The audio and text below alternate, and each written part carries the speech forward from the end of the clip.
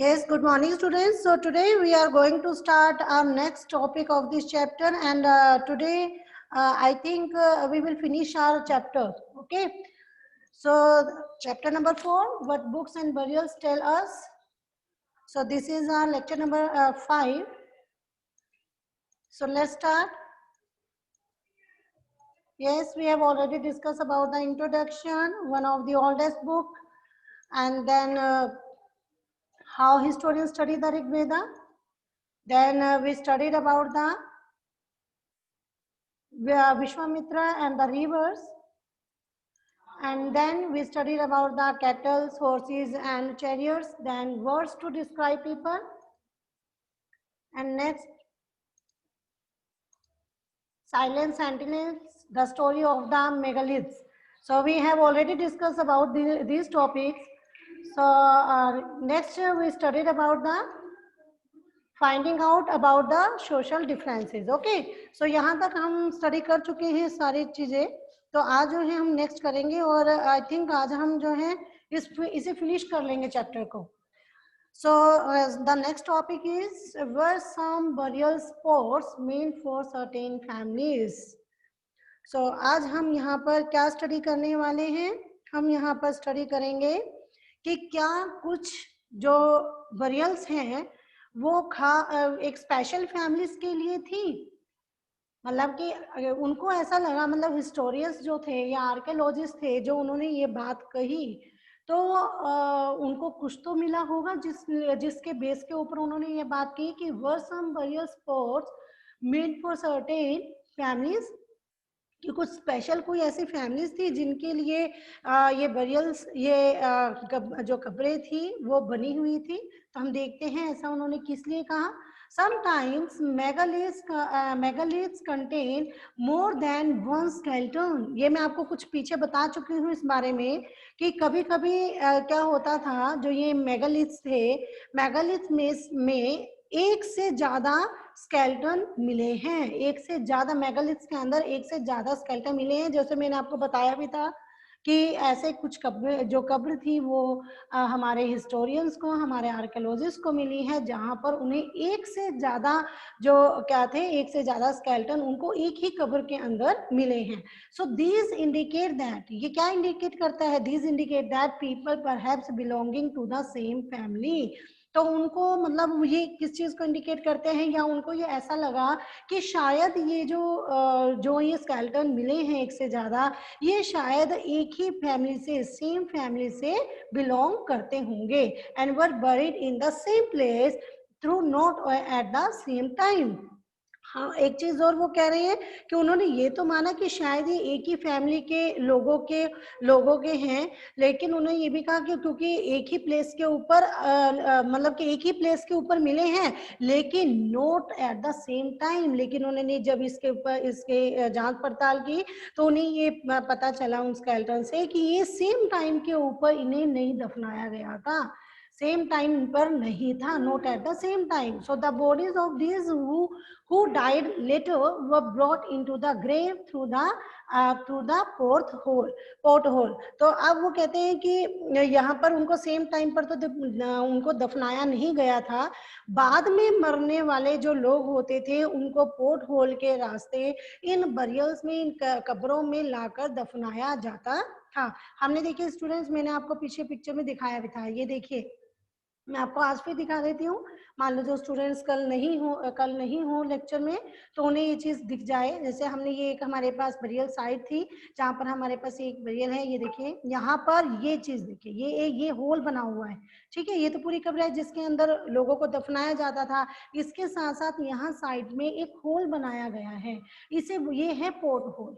ठीक है, और ये पोर्ट होल है, ये इसलिए बनाया गया है कि अब अगर मान लो एक ही फैमिली के लोगों को मान लो उसी एक कब्र में दफनाया जाता था, जैसे जैसे उनकी डेथ होती थी, तो बार बार कोई ना वो कब्र खोलेंगे. तो उन्होंने इस चीज को सोचते हुए कि बार बार कौन ऊपर से कब्र खोलेगा, तो उन्होंने यहाँ पर पोर्ट होल बना दिया, एक होल बनाया, और उस होल के जरिए जो है, जो भी जिनको दफनाया जाता था, उस होल के जरिए इन्हें यहाँ पर डाल दिया जाता था, दफना दिया जाता था. ओके, सो ये मैंने आपको कल भी बताया था, और आज जो स्टूडेंट मान लो अगर नहीं हो कल के लेक्चर में, तो वो दोबारा से देख लें कि ये पोर्ट होल आपकी बुक में आपकी जो पिक्चर है उसमें भी आप देख लोगे, ये होल है port hole. Clear? So students वो क्या कह रहे हैं यहाँ पर कि the bodies of those who died later were brought into a grave through the porthole. Okay, port holes के जरिए जो है क्या होता था, पोर्ट होल के रास्ते इन बरियल्स को इन्हें कब्रों में लाकर दफनाया जाता था। And stone circles are boulder placed on the surface probably served as the sign ports to find the burial site. ये भी मैं आपको बता चुकी हूँ कि यहाँ पर क्या करते थे, जब वो वहां पर दफना देते थे तो उसके बाद वो क्या करते थे, चारों तरफ एक सर्कल बना देते थे, किसका, स्टोन्स का। ठीक है, पत्थरों का एक सर्कल, जो आपने पीछे देखा पिक्चर में कि कैसे एक सर्कल में पत्थर लगाए हुए हैं, तो वो ऐसे ही गोलाकार में सर्कल में वो पत्थर लगा दिए जाते थे। और वो पत्थर किस चीज का काम करते थे, वो एक साइन पोस्ट होते थे, साइन पोस्ट होती थी। साइन पोस्ट मतलब कि वहां से हमें ये पता चलता था कि ऐसे कई बार होता है कि हम लोग भूल जाते हैं कि हमने कहाँ पर क्या चीज की हुई है। मान लो हमने जमीन में कुछ दफनाया है, कुछ गाड़ा है, तो हमें कई बार नहीं याद आता कि हमने कहाँ पर गाड़ा था। तो वो जो ये चीजें होती हैं, ये साइन होते हैं जो हमें ये दिखाते हैं कि यस, ये हमें ये दिखाते हैं कि ये वो साइन, मतलब वो ये एक तरीके से एक मार्क का काम करते हैं, एक साइन का काम करते हैं, जिसके जरिए हमें उस बरियल साइट को ढूंढने में इजीनेस होती है, हम इजीली उसे फाइंड आउट कर देते हैं, so that people could return to the same place whenever they wanted to. तो ये इसलिए लगाए जाते थे कि जहाँ लोग जो हैं जब भी उनको नीड हो, रिक्वायरमेंट हो, ठीक है, तो whatever they wanted to, जब भी वो चाहते हो तो वो शवों को उस दफनाने दोबारा आ सकते थे। ठीक है, क्योंकि अदरवाइज तो उन्हें कई बार ये भी हो कि उन्हें यही ना पता चले कि उन्होंने अपनी जो पहले जो उनका फैमिली का मेंबर था उसको कहाँ पर दफनाया है। लेकिन जब ये पत्थरों को सर्कल में लगा दिया जाता था तो ये एक साइन का काम करते थे, और इसके जरिए जब भी उनको अपने, मान लो उनकी फैमिली से उनको किसी अपने फैमिली मेंबर को दफनाना है तो वो यहाँ पर दफना देते थे, क्योंकि उनको वो पता चल जाता था कि ये वो जगह है जहाँ पर उनकी फैमिली के मेंबर को पहले दफनाया गया था। क्लियर? सो इसीलिए यहाँ पर क्या बोला गया है, इसको क्या कहा गया है, हेडिंग को were some burial spot meant for certain families. तो इसीलिए कहते हैं कि ये जो है शायद कुछ खास फैमिलीज के लिए ये कब्रें शायद हुआ करती थी।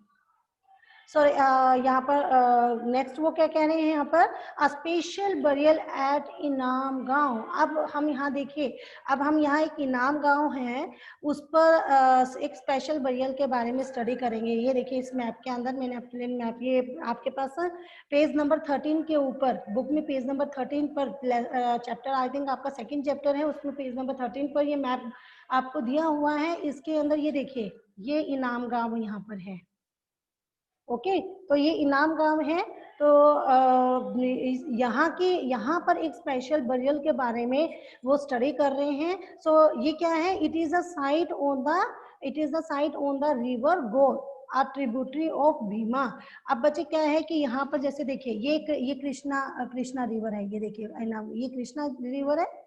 ठीक है, यहाँ से कृष्णा रिवर जा रही है। इस कृष्णा रिवर के पास ही क्या है, इस कृष्णा रिवर के पास से ही जो भीम है, ठीक है, यहाँ लिखा हुआ है ना भीमा, भीमा जैसे रिवर यहाँ से यहीं से ही जा रही है, और उसके पास ही यहीं पर जो है कृष्णा के पास ही, उसी के पास क्या है आपके पास गोद, जो है गोद रिवर है, और उस गोद रिवर के बिल्कुल किनारे पर क्या है, ये इनाम गांव है। ओके, तो इसीलिए उन्होंने कहा कि find Inamgaon on map 2 page number 13, it is a site on the river Ghod, are tributary of the Bhima, and it was occupied between 3600 and 2700 years ago। अब वो कहते हैं कि ये जो है हमारे पास, मान लो अब हम इस मैप के अंदर देख रहे हैं कि इनाम गांव जो है वो एक भीम की क्या है, ट्रिब्यूटरी है। ठीक है, tributary of the Bhima, Bhima की ये ट्रिब्यूटरी है। ओके, कौन, गोद। तो भीमा की जो भीम नदी है उसकी ट्रिब्यूटरी नदी है घोड़। घोड़ के किनारे पर ये एक प्लेस है, एक जगह है जिसका नाम है इनाव गांव। ओके, और इस जगह पर, इस प्लेस पर 3600 से 2700 ईयर्स अगो लोग रहते थे। अब बच्चे देखिए, ये वही टाइम आ गया ना आपका, वही वाला टाइम है जिस टाइम पर हमने क्या पढ़ा है, ऋग्वेदा, वेद के बारे में पीछे पढ़ा है। तो बुक्स के बारे में, बुक्स में के बारे में पढ़ा था ना, और उसमें ऋग्वेद के बारे में पढ़ा है। तो ये वही टाइम हो गया, वही 36 to 3500 ईयर्स अगो हम जो स्टडी कर रहे हैं। और उसी ईयर में ये बता रहे हैं कि ये जो इनाम गांव है, ये उसी टाइम पर यहाँ पर लोग रहते थे। तो इट मीन्स क्या हुआ, सेम टाइम पर जो है इन बरियल साइट को ढूंढा जा रहा था। ठीक है, वो उसमें से उनसे हिस्ट्री निकाली जा रही थी। सो सेम टाइम पीरियड चल रहा है ये, बस ये साउदर्न एरिया में है, और वो ये साउदर्न एरिया के अंदर है। देखिए नीचे साउदर्न एरिया हमारा, और जो हमने बुक्स के बारे में पढ़ा था वो इधर ऋग्वेदा के बारे में, जो ऋग्वेद या और वेद जो हमने पढ़े हैं उनको कहाँ पर कंपोज किया गया था, इधर नॉर्थ एरिया की तरफ। Okay, so here adults were generally buried in the ground, laid out straight with the head towards the north. अब वो क्या कह रहे हैं कि यहाँ पर जब आर्कियोलॉजिस्ट थे, उन्होंने जब यहाँ पर क्या करा, सर्च किया उन्होंने यहाँ पर, तो यहाँ पर ने देखा कि जो अडल्ट लोग होते थे उनको प्राय क्या किया जाता था, गड्ढे में ना, गड्ढा खोदकर गड्ढे में सीधा लिटा देते थे, वो बिल्कुल स्ट्रेट। देखिए लिखा ना, लेड आउट स्ट्रेट, बिल्कुल सीधा लिटा दिया जाता था। ठीक है, और उसके बाद उनका जो सिर होता था, हेड मतलब से उनका सिर जो होता था, वो किधर की तरफ रखते थे, वो नॉर्थ की तरफ उनका सिर होता था। ठीक है, यानी कि अगर यहाँ पर जैसे इनाम गांव है, यहाँ पर एक बरियल बने हुए हैं, उसके अंदर मान लो इंसान है तो को दफनाया जा रहा है, तो इंसान का सिर यहाँ होता था। ये देखो, ये सिर हुआ, ये उसकी बॉडी है, यहाँ पर पैर, तो सिर किधर की तरफ हुआ, इधर नॉर्थ की तरफ। तो ये इस पोजीशन में करते थे। तो शायद ऐसा होगा कि उस टाइम पर ऐसा कुछ उनके रिचुअल्स के अकॉर्डिंग वो ऐसा करते होंगे कि जब कोई इंसान जो है वो मरता है तो उसके बाद उसके सर को जो है नॉर्थ की तरफ किया जाता था। तो ये जब जो है उनको एक तो सीधा लिटाते थे, सीधा सीधा लिटाकर दफनाया जाता था, दूसरे उनके हेड को नॉर्थ की तरफ रखा जाता था। और उसके बाद sometimes burials were with in the houses. अच्छा, अब ये देखिए, कई बार तो ऐसा होता था, कई बार कई सारे तो ऐसे हुए कि जो बरियल थे ना वो घर के अंदर ही मिले उन्हें, घर में ही लोगों को दफनाया गया था। अब देखिए आज के टाइम की अगर बात करें, आज के टाइम पर इंसान मर जाता है तो उसके बाद तो लोगों को लगता है कि भाई इनको फटाफट जो है शमशान घाट में जो है ले जाएं और वहां पर कर दें कि हमारे घर में भूत प्रेत आ जाएंगे। लेकिन ऐसा नहीं था उस टाइम पर। उस टाइम पर आप देखिए कि कई उनको ऐसी बरियल साइट मिली हैं जो घर के अंदर ही क्या किया गया था, उन्होंने अपने शायद फैमिली मेंबर को घर के अंदर ही दफनाते थे। ठीक है, तो उनको ऐसे ही बरियल साइट मिली है। एंड साथ ही साथ vessels that probably contain food and water were placed with the dead. इसके साथ साथ अब वो क्या करते थे कि एक तो वो उन्होंने को वो घर के अंदर से मिली हैं, और ऐसे उनको वेसल्स या बर्तन जिनमें शायद उन्होंने खाना या पानी हो, वो दफनाए गए शव के पास रख दिए जाते थे। क्योंकि मैंने आपको बताया था पहले भी कि शायद उनका ये मानना था कि मरने के बाद भी शायद एक लाइफ होती है जिसमें लोग जाते हैं, तो उस टाइम पर वो अपने फैमिली मेंबर के लिए खाने पीने की चीजें, पहनने की बर्तन, ठीक है, हीरे जवाहरात, जिनको जिससे जैसी उनकी सिचुएशन होती थी, जैसे उनकी स्टेटस होता था उसके अकॉर्डिंग वो रखते थे। तो उन्होंने ये सब आर्कियोलॉजिस्ट जो है, देखो वो एग्जैक्ट नहीं पता कि क्या होता था, लेकिन जिस तरह के रिमेन्स मिले हैं उन रिमेन्स के अकॉर्डिंग जो है यही सब कुछ उनको आइडिया लगा है कि शायद ऐसा होता था। ठीक है, इसी वजह से ये रखते थे। So one man was found buried in a large 4-legged clay jar in the courtyard of the five room house, one of the largest house at the site in the centre of the settlement. अब ये देखिए, ये एक और चीज उनको जो archaeologist ने या हिस्टोरियन से कही कि एक जो पर्सन, एक जो आदमी, उसको 5 कमरों वाले मकान के कोर्टयार्ड में, आंगन में, अच्छा एक जो होता है ना कि एक बॉक्स के अंदर, संदूक के अंदर, जिसके 4 पैरों वाला जो है मिट्टी का एक बड़ा सा संदूक था, उसमें उसको दफनाया गया था। ठीक है, यानी कि वो इंसान शायद मतलब जो स्पेशल रहा होगा उस फैमिली का या बड़ा मेंबर होगा, तो उसको वहां पर, या वो बड़ा ही रिच, सबसे रिच भी हो सकता है उस इनाम गांव का पर्सन जो है, वो ऐसा हो सकता है, कुछ भी हम आइडिया लगा सकते हैं। और साथ ही साथ वो क्या कह रहे हैं, एंड इन द उसके बाद वो कहते हैं कि साथ ही साथ जो वो मतलब कि जो वो सेटलमेंट थी, जो वो बस्ती थी, उस बस्ती के बीच में this house also had sorry, actually वो ये कहते हैं कि एक तो ये जो आदमी था, इसको 5 कमरों वाला एक बड़ा सा मकान, उसके कोर्टयार्ड में, उसके आंगन में उसको क्या किया गया, उसको दफनाया गया, 4 पैरों वाला जो मिट्टी का एक बड़ा सा संदूक था उसमें। और साथ ही साथ उस सेटलमेंट के बीच में, मतलब वो जो बस्ती थी उसके बीच में बसा हुआ ये जो घर था, वो गांव का सबसे बड़े घरों में से एक था ये घर। And this house also had a granary. देखो इस मतलब कि ये जो घर था ना, कहते हैं कि this house also had a granary, यानी कि इस हाउस में उनको एक अनाज का गोदाम भी मिला। ठीक है, एक अनाज का गोदाम भी था वहां पर। And the body was placed in a cross leg position. और साथ में जो वो बॉडी जो उनको दिखी, जो शव मिला, उस शव के पैर जो थे वो मुड़े हुए थे, क्रॉस में, क्रॉस लेग, जैसे क्रॉस लेग होता है ना, क्रॉस करके उनको लेटाया गया था, तो ऐसे बॉडी उनको मिली। तो शायद उस टाइम पर ऐसा कोई मतलब कि कुछ होगा, सिस्टम होगा उनका कि ऐसे लेटाते होंगे, तो इस तरीके से उनको ये मिला।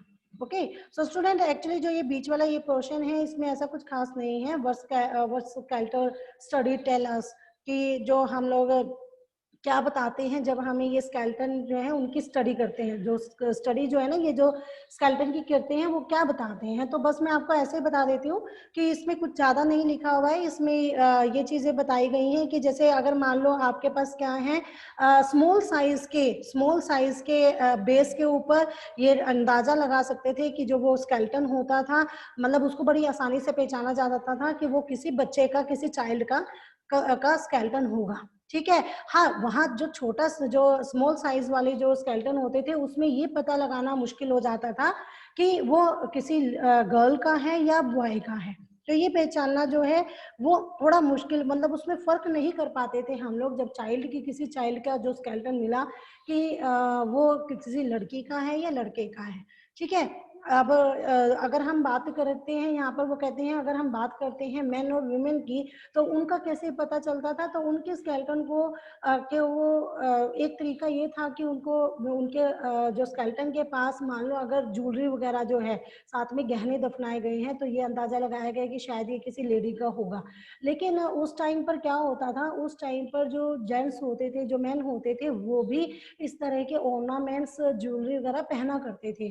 तो वहां पर भी एक डाउट होता था कि नहीं, गहने तो क्या होते थे उस टाइम पर मैन भी पहनते थे, तो शायद उनके साथ भी ये इस तरह के ऑर्नामेंट जो है दफनाए जाते होंगे।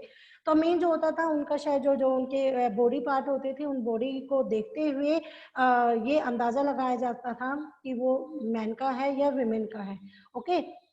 और उसके साथ साथ यहाँ पर ये बताया गया है कि 2000 साल पहले, नियर अबाउट 2000 ईयर्स एगो, पहले जो था एक चरक, ठीक है, चरक नाम का एक बड़ा ही क्या था, फेमस फिजिशियन था।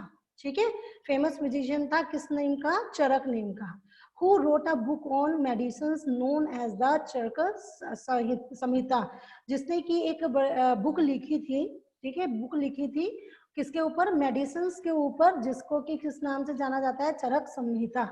ठीक है, वहां पर उसने ये बताया, उस बुक में उसने ये बताया कि ह्यूमन बॉडी जो है उसमें 360 बोन्स होती हैं, जबकि आज के टाइम में अगर आप बात करें तो आज के टाइम में यहाँ पर हम क्या कहते हैं, 206 बोन्स कहते हैं ना, कि 206 हड्डियां होती हैं इंसान के शरीर में। लेकिन उसने अपनी बुक्स में ये बताया कि 360 जो होती है, 360 बोन्स होती हैं एक इंसान के शरीर में। तो फिर जो हमारी मॉडर्न एटोनमी में ये रिकॉग्नाइज किया गया है ये 206 बोन्स का। तो वो ये कहते हैं कि शायद उन्होंने जो है, जो ये चरक थे, इन्होंने जब किसी मतलब जब भी उन्होंने काउंटिंग की होगी इन बोन्स की, तो उसमें शायद उन्होंने टिथ, जॉइंट्स एंड कार्टिलेज इन सब को भी ऐड कर लिया होगा, और इन सबको ऐड करके उन्होंने 360 बोन्स जो है वो बताई होंगी। ठीक है। Next is yes last topic है ऑक्यूपेशंस एट इनाम गांव।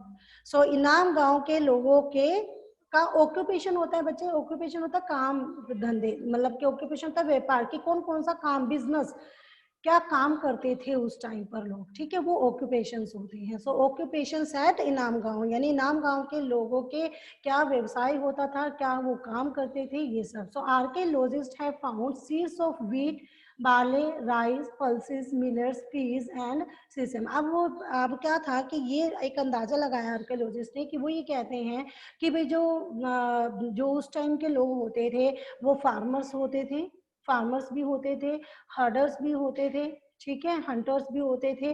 तो ये सब मतलब इस तरह के काम क्या करते थे। अब आप ये पूछे कि आप कि उन्हें कैसे पता चला या आप कैसे कह सकते हैं कि वहाँ पर वो फार्मिंग का काम करते थे या वो हंटर्स थे, हर्डर्स थे। तो तो आर्कियोलॉजिस्ट को या हिस्टोरियंस को ऐसे कुछ रिमेन्स मिले हैं जिसके बेस पर वो इस तरह के अपने आइडियाज लगा रहे हैं कि उस टाइम पर लोग जो थे और वो फार्मर्स, हर्डर या हंटर्स होते थे। और हमने स्टार्टिंग का जो चैप्टर था हमने उसमें पढ़ा भी था कि धीरे धीरे जो हमारा जो इंसान था वो धीरे धीरे कैसे क्या हुआ, कैसे उसने फार्मिंग करनी शुरू की, ठीक है। तो हम सब पीछे पढ़ते हुए आ रहे हैं।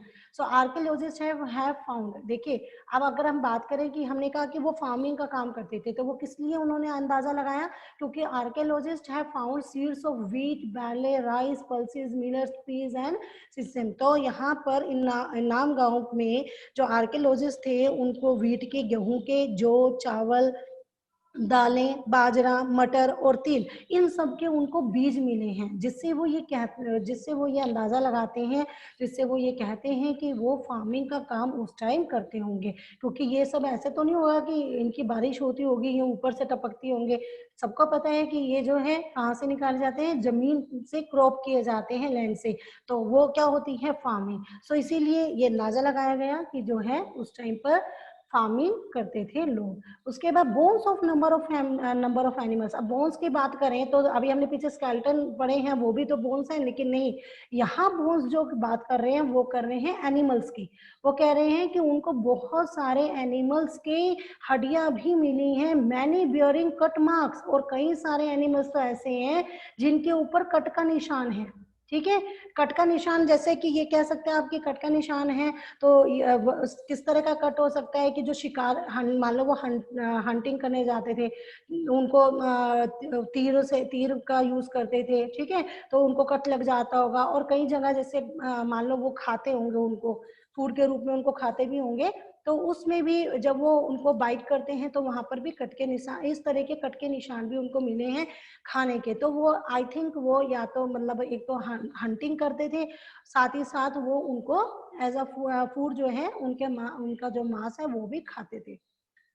So many bearing cut marks that show they may have been used as food, मतलब जो कट मार्क मिले हैं उससे ये अंदाजा लगाया गया कि वो शायद उनको फूड के रूप में उनका मांस खाया करते थे, क्योंकि उनकी जो है बोन्स पर कट के निशान मिले हैं। जैसे दांतों से काट के खाओ ना तो निशान, कट का निशान पड़ जाता है कई बार बोन्स पे, तो उस तरह के।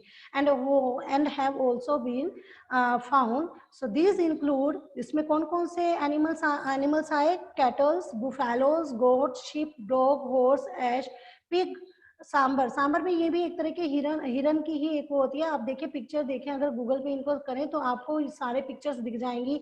Sambar, spotty deer, black duck, antelope, hare and mongoose, ठीक है। तो ये सब क्या है, ये तो जैसे आपके पास सारे ना हिरन की अलग अलग जो डियर्स होते हैं उनकी अलग अलग तरह की वेराइटी आपको मिलेगी, आप वहां पर देख सकते हैं, ठीक है। उसके बाद और ये, और एक छोटा सा जैसे ना रैबिट टाइप वाला ना, रैबिट की फेस वाला छोटा सा ऐसे ये हेयर जो होता है इस तरह का एनिमल होता है, तो आप उसको देख सकते हो। सो besides birds, crocodile, turtle, crab and fish, तो ये सब उनको मिले हैं, इनकी बोन्स मिली हैं। And there is evidence that fruits such as, और साथ ही साथ उनको कुछ फ्रूट्स के एविडेंस भी मिले हैं, जैसे कि ber, amla, jamun, dates and a variety of berries were collected. ये सब उन्होंने कलेक्ट की है। Clear students? सो ये आपके पास जो है now the chapter is finish now. Okay, so अगर मैं आपको एक बार जो है थोड़ा सा रिपीट करा देती हूँ, क्योंकि अभी हमारे पास 7 मिनट्स हैं, तो मैं आपको एक बार थोड़ा सा वैसे ही आपको रिवाइज करा देती हूँ कि हमने क्या क्या चीजें पढ़ी हैं। स्टार्टिंग से देख लेते हैं, ठीक है। आज आपका ये चैप्टर कंप्लीट हो गया है।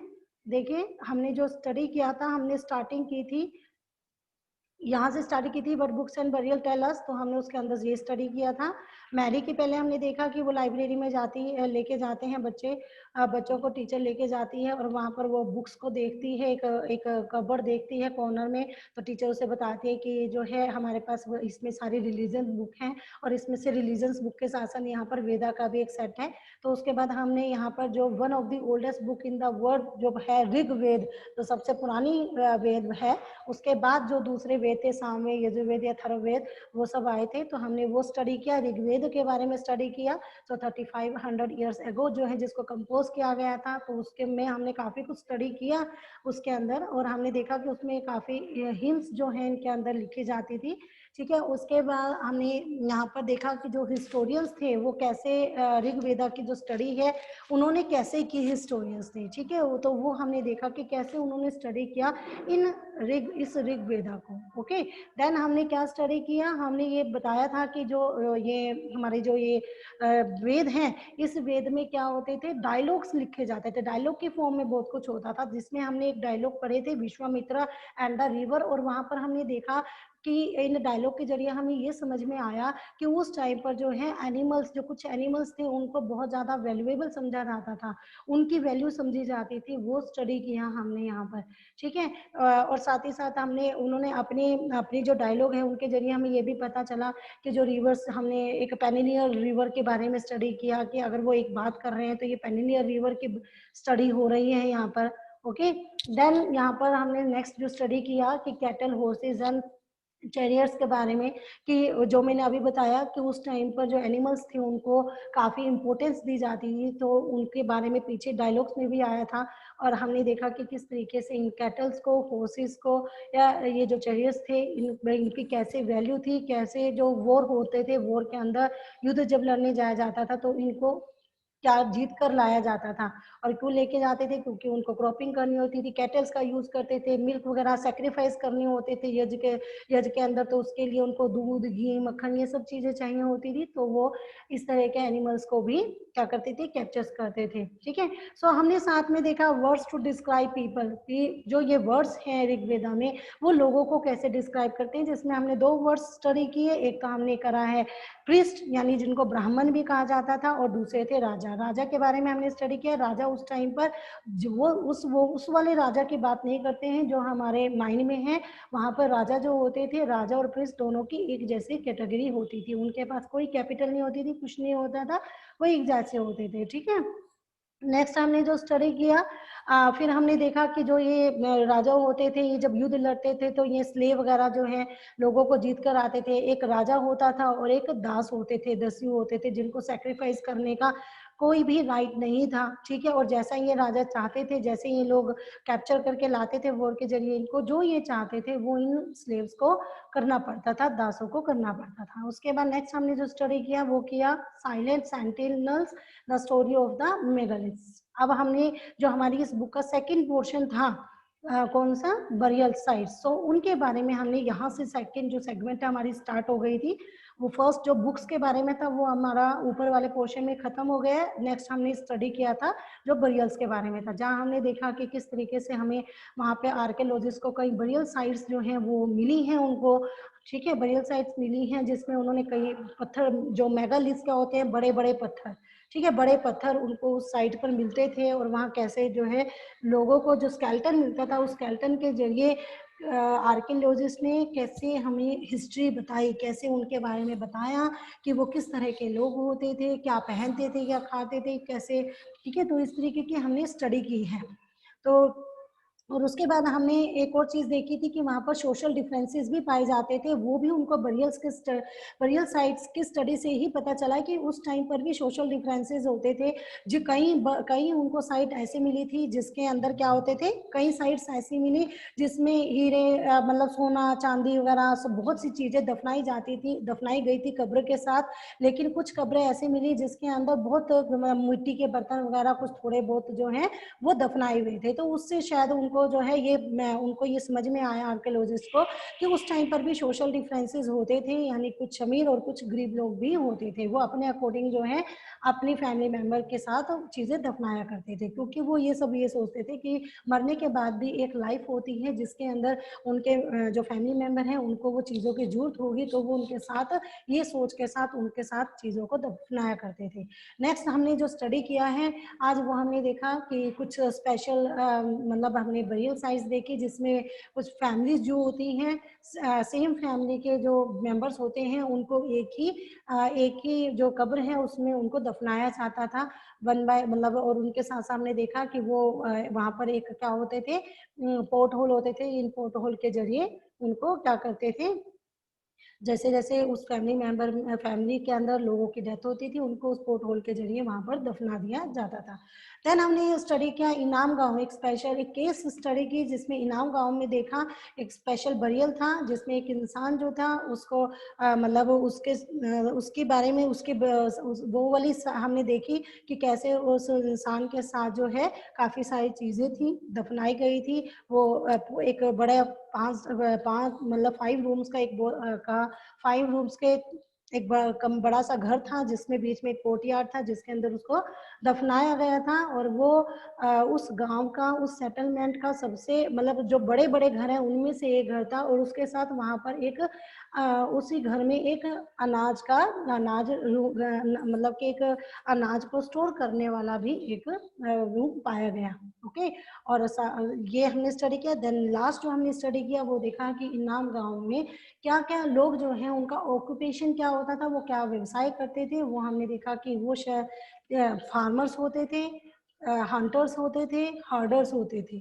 ठीक है, जिसमें हमने कुछ चीजें हमें मिली हैं, कुछ रिमेन्स मिले आर्कियोलॉजिस्ट को जिसके जरिए उन्होंने ये कंक्लूजन निकाला कि ये जो है इस तरह का ऑक्यूपेशंस जो है इनका हुआ करता था। Okay students, so that's all for today. Have a good day.